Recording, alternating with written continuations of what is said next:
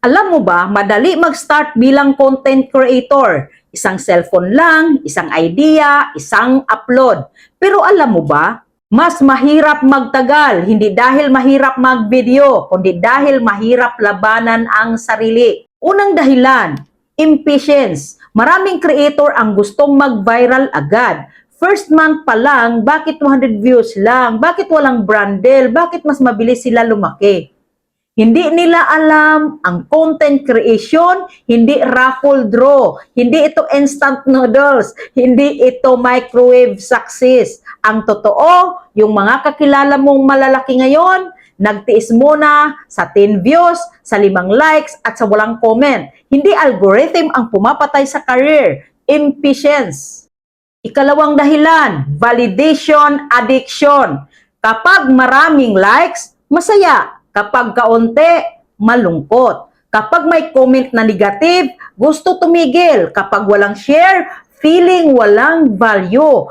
Kapag nakabase ang confidence mo sa numbers, kontrolado ka ng numero. At kapag bumaba ang engagement, bumababa rin ang self-worth mo. Kaya maraming creator ang nawawala, hindi dahil wala silang talent, kundi dahil emotionally dependent sila sa applause.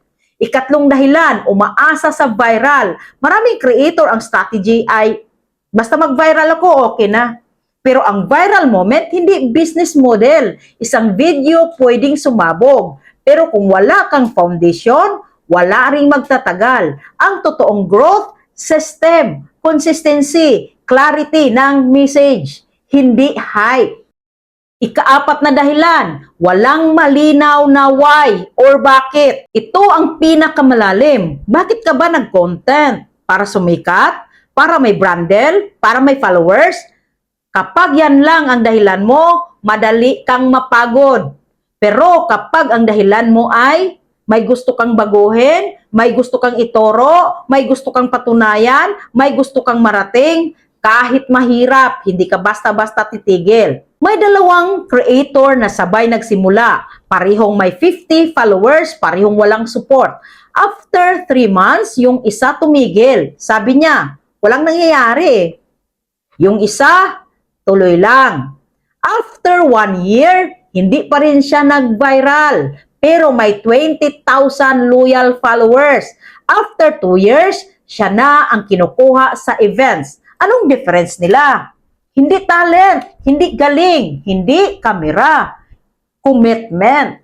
90% ng creators hindi umaabot ng 1 year dahil nainip, naging emosyonal, nakikipagkumpara, nawala ang focus, nawala ang dahilan. At ang masakit, madalas sila tumigil malapit na sa breakthrough. Kung 90% ang sumusuko, gusto mo ba mapapasama sa 90%? O gusto mong mapasama sa 10% na nagtagumpay?